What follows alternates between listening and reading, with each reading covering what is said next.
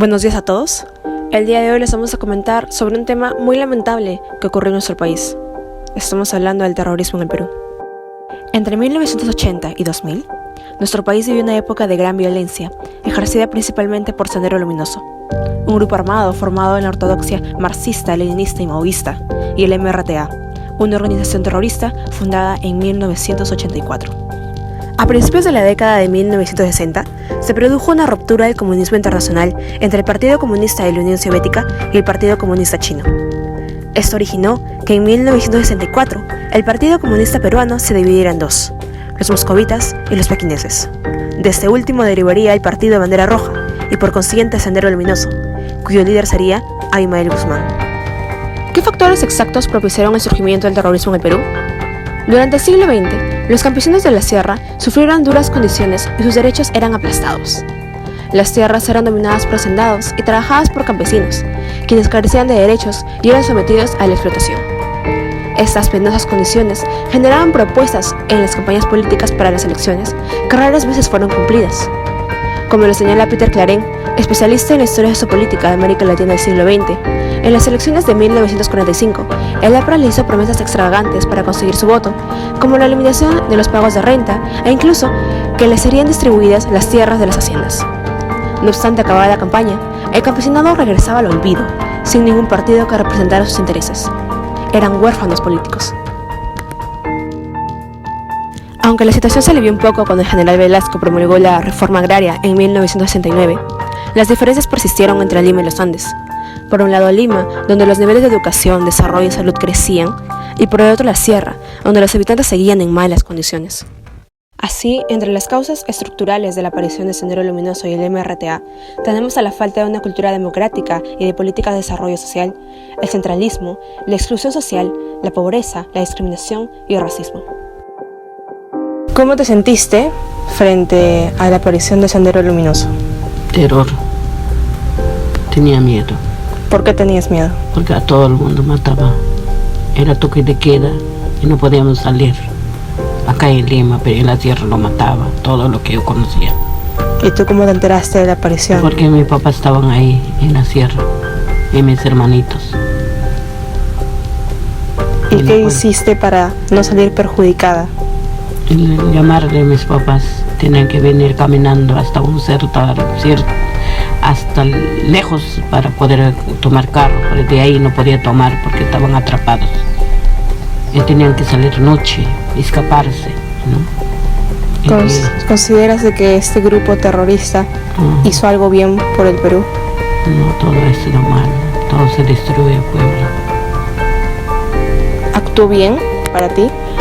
No, eran malos, eran malvados, matones. En la época del terrorismo en el Perú hubieron varios actores. Primero tenemos a Sendero Luminoso, que buscaba tomar el poder del Estado y establecer el comunismo en el Perú. Se formó en una ciudad de provincia llamada Huamanga, en Ayacucho, y actuó usando el terror. Así en aquella época, lo típico eran apagones, atentados, emboscadas, asaltos, etc. El miedo predominaba en el Perú, pero sobre todo en el interior del país, donde Abimael Guzmán utilizó una estrategia maoísta llamada batir el campo para desplazar de zonas rurales a funcionarios del Estado mediante asesinatos y amenazas, y así tomar el control de varias áreas del campo. El Movimiento Revolucionario Tupac Amaru, más conocido como MRTA, fue una organización terrorista fundada en 1984, liderada por Víctor Polay Campos, hasta su encarcelamiento en 1992. Posteriormente, Néstor Serpa Cartolini asumió la conducción. En un primer momento, buscó denunciar la política económica de los gobiernos y hacer ver al pueblo la necesidad de emprender la guerra revolucionaria como único camino para la solución de fondo de la explotación y la opresión. Cuando Sendero Luminoso y el MRTA iniciaron su lucha, no solo sorprendieron al gobierno, sino también a las Fuerzas Armadas, que si bien intentaron combatirlos, fracasaron por su ineficiencia y por la falta de información que tenían acerca de esos grupos terroristas.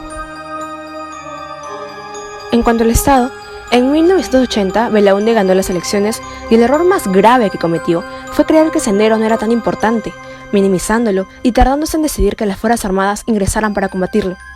En vez de ello, envió a la policía, pensando que con ella bastaba para terminar el conflicto. Su plan fracasó. Por otra parte, en 1985 se esperaba que el gobierno de Alan García perfilara una estrategia contrasubversiva, integral y democrática. Sin embargo, esto no sucedió, pues se centró en el llamamiento a los militares de respetar los derechos humanos. Y fue recién en 1989 que el gobierno aprista decidió otorgarle una importancia debida a la lucha contra la subversión terrorista. A pesar de ello, por todo lo anterior, los errores cometidos y la desconfianza generada en las Fuerzas Armadas, el desarrollo de una estrategia contrasubversiva coherente y eficaz fue muy difícil. Llegó 1990 y Fujimori asumió la presidencia, sin tener una propuesta específica sobre la pacificación del país. Así que decidió que su gobierno se basaría en la reinserción económica y financiera internacional y en el uso de una estrategia contrasubversiva en cada campo. Sin embargo, su principal arma sería el Grupo Especial de Inteligencia del Perú, creada para llegar a los líderes Sendero Luminoso y el MRTA mediante el esfuerzo del CIN y la DINCOTE. Este último sería el que finalmente capturaría a Abimael Guzmán. En la década del 90, el gobierno fomentó la creación de organismos vecinales de autodefensa autónomos para luchar contra los grupos terroristas. Así, el campesinado comenzó a organizarse principalmente contra Sendero. A fines de la década de 1980, las rondas campesinas y los comités de defensa civil comenzaron a multiplicarse entre Ayacucho y Apurímac, debido al crecimiento de las demandas senderistas sobre el campesinado, como la exigencia de más jóvenes, la entrega de más víveres, entre otros. Todo ello ocasionó un profundo rechazo del campesinado. De acuerdo a la Comisión de la Verdad y Reconciliación, durante el periodo de la violencia en el Perú, la Iglesia Católica desempeñó un rol importante de acompañamiento y protección de los peruanos golpeados por la violencia, de las organizaciones subversivas y de las fuerzas de seguridad del Estado. Así, la Iglesia fue en varias regiones una voz de denuncia de los crímenes y las violaciones de los derechos humanos, proclamando y defendiendo el valor de la vida y la dignidad humana. Ofreció su apoyo moral a los campesinos y los pobladores urbanos en sus esfuerzos para organizarse y defenderse contra la violencia, sea de los grupos terroristas o de las fuerzas del orden. La CBR ha constatado que durante el periodo de violencia en el Perú, la respuesta de los medios de comunicación pasó por 3 etapas. La primera corresponde a los primeros años del conflicto armado interno, donde mostró un gran desconcierto frente a los orígenes de dicha violencia. La prensa se tradujo en una parcializada comprensión del problema influida por las diversas posturas políticas del momento. Trató de atenuar los actos terroristas, presentándolos como episódicos y producto de mentes criminales. Luego, en la segunda etapa, varios medios propagaron los hechos terroristas dedicando las primeras planas de sus periódicos. Esto implicó que la prensa tratara estos temas de manera sensacionalista, evitando que los pobladores se formen en un concepto cabal y ajustado a los hechos. Finalmente, la tercera etapa corresponde básicamente al periodo 1993 a 2000, donde un sector de la prensa sucumbió a diversas formas de presión y sacrificó su independencia para servir a los intereses de un régimen corrupto preocupado por acallar cualquier denuncia sobre violaciones de los derechos humanos. De esta manera, la CBR ha podido comprobar que durante el terrorismo, la actitud de los medios frente a la violencia se movió entre el sensacionalismo, la autorregulación y la independencia. Las consecuencias fueron lamentables. En el ámbito social, la Comisión de la Verdad y de la Reconciliación concluyó en su informe final que el MRTA fue responsable del 1.8% de las violaciones a los derechos humanos cometidos en el Perú durante los años 1980 y 2000. En cuanto a las consecuencias políticas, podemos ver que la violencia del terrorismo causaba que las prácticas electorales democráticas que habían en el poder no se concreten, por lo que las transiciones de líderes no podían darse, afectando los intereses de la sociedad. Acerca de las consecuencias económicas, podemos ver que la CBR estima los costos ocasionados por estos grupos terroristas que ascienden los 9.184 millones de dólares, debido a sectores afectados como agricultura, defensa, energía y minas, industria y comercio, transporte y comunicaciones, entre otras. Además de esto, la CBR afirma que las pérdidas por la destrucción de las torres de electricidad de alta tensión son de aproximadamente 2.000 millones de dólares y la cantidad de torres destruidas fueron de 335 hasta el año 1989. Los senderistas han admitido públicamente su derrota en la lucha armada, pero nunca se han arrepentido. Sus remanentes siguen operando y realizando atentados en el valle de los ríos Apurímac, N y Mantaru, Braem. Sin embargo, esta relación entre senderistas y el narcotráfico no sería nueva. Sendero tuvo siempre relación con el narcotráfico, por lo menos desde 1984.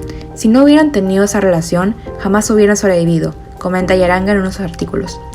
Por su parte, el experto del Yiga quien ha realizado investigaciones en la zona del Braem, cuenta que Sendero vende su fuerza militar a los narcotraficantes para resguardarlos en las carreteras para pasar los químicos y la droga. La gente hasta el día de hoy continúa con miedo. Hay gente que no ha logrado recuperarse del todo. Hay gente que prefiere quedarse en casa y no salir a las calles por miedo a que se repita lo del 80. Hasta el día de hoy la sociedad sigue psicológicamente dañada. A pesar de que no hemos recuperado de poco a poco en lo que respecta a infraestructura, la desconfianza es un adjetivo que define en todo sentido de la palabra al Perú de hoy en día. En el Perú continúa habiendo corrupción y a pesar de no estar a la magnitud de los terroristas, nos va afectando poco a poco y nos conduce hacia la destrucción. Evidentemente, Sendero Luminoso fue una de las etapas más oscuras que experimentó la gente peruana a finales del siglo XX, una herida que por mucho que se quiera es difícil de cerrar y sobre todo de sanar. Los senderistas no muestran ninguna señal de arrepentimiento, incluso han declarado que sus planes continúan, han perdido la batalla, pero no la guerra. La cantidad de muertos sigue sin confirmarse hasta el día de hoy y todavía no se han podido localizar a las personas desaparecidas. En aquel entonces, el Perú se encontraba políticamente inestable, lleno de intensificaciones sociales y en un ambiente donde se busca lo mejor para el país. Sin embargo, nos desviábamos del camino. El Perú de hoy está en la misma situación. ¿Permitiremos que otro conflicto armado se vuelva a dar en nuestro país?